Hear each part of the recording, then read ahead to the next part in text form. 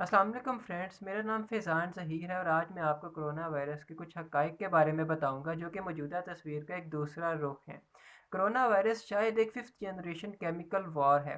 Corona virus क्या है? Corona virus एक बेजान डीएनए है जो किसी जानदार डीएनए के साथ मिलते ही अपनी अफजाइश करता है और बीमारी का सबब बनता है। कोरोना वायरस वजूद में आया तो कैसे आया? कोरोना वायरस को बज़ाहिर तो बताया जाता है कि ये किसी हराम जानवर, बिल्ली, चूहे या चमगादड़ को खाने से आया है, लेकिन ऐसा तो कई सदियों से किया जा रहा है। आपको 9/11 का वाक़या तो याद होगा। टीवी पर लगने वाले सिम्पसन कार्टून में बताया जाता है कि 9/11 का वाक़या बाकायदा किस तारीख और किस महीने और किस साल में होगा, और वर्ल्ड ट्रेड सेंटर वहाँ पर सच में तबाह किया जाता है। इसी तरह इन्हीं कार्टून में बताया जाता है कि डोनाल्ड ट्रंप सदर बनता है और हिलरी क्लिंटन इलेक्शन लड़ती है। इसी तरह इन्हीं कार्टून्स में कोरोना वायरस की बीमारी के बारे में भी दिखाया गया है। और इसी तरह 1981 के नावल में कोरोना वायरस की बीमारी का जिक्र है और इसमें बाकायदा तौर पर लिखा गया है कि कोरोना वायरस कब इख्तिताम होगा और 10 साल बाद ये दोबारा ज़ाहिर होगा और फिर एकदम से ख़त्म हो जाएगा। मुझे ये बात परेशान करती है कि अल्लाह ताला ने गैब का इल्म क्या अंग्रेज़ों को ही दिया है कि वो मुस्तकबिल के बारे में जानते हैं। हमारे बड़े सगीर में भी बहुत से आलिम, पीर और बहुत से ऐसी अजीम हस्तियां हैं, अल्लाह ताला ने उनको इन आफार से बेखबर क्यों रखा है? यहाँ मैंने एक तज़ाद पाया। तारीख पढ़ने के बाद मुझे मालूम हुआ कि बात कुछ यूं है कि हम सुपर पावर हैं। हम एक प्लान बनाते हैं और फिर उसकी पेशन गोई करते हैं, फिर उस प्लान को मुकम्मल तौर पर सरअंजाम करते हैं।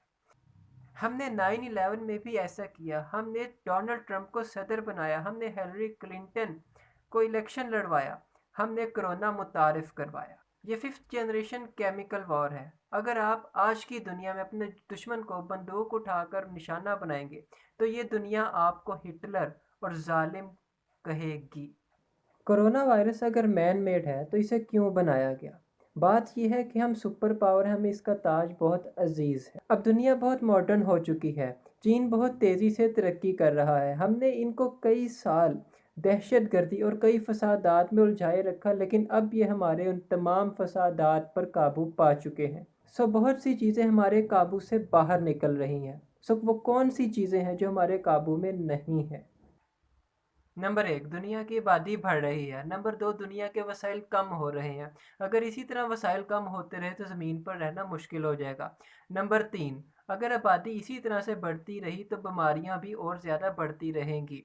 अगर आबादी को कम किया जाए तो बीमारियां भी कम हो जाएंगी। इसीलिए कोरोना वायरस मुतारफ़ कराया गया, ताकि ना ही तो इंसान रहेंगे ना ही बीमारी रहेगी।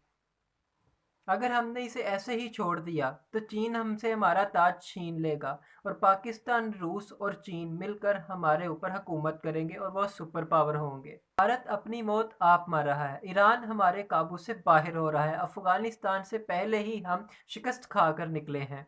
इसी तरह कोरोना वायरस के और भी बहुत से असबाब हैं। अब हमारे जहन में एक और बात आती है कि अगर अमेरिका ने ये वायरस ईजाद किया है तो इससे तो उसको खुद को भी नुकसान हो रहा है, उसके अपने लोग हलाक हो रहे हैं, उसको माली तौर पर 2 ट्रिलियन से ज़्यादा का नुकसान हो चुका है। इस खसारे को पूरा करने का भी प्लान हमारे पास मौजूद है। हम ही सबसे पहले कोरोना की वैक्सीन बनाएंगे और ये पूरी दुनिया के लिए आब हयात साबित होगी और हम इसको अपने मुंह बोली कीमत में फ़रोख्त करेंगे।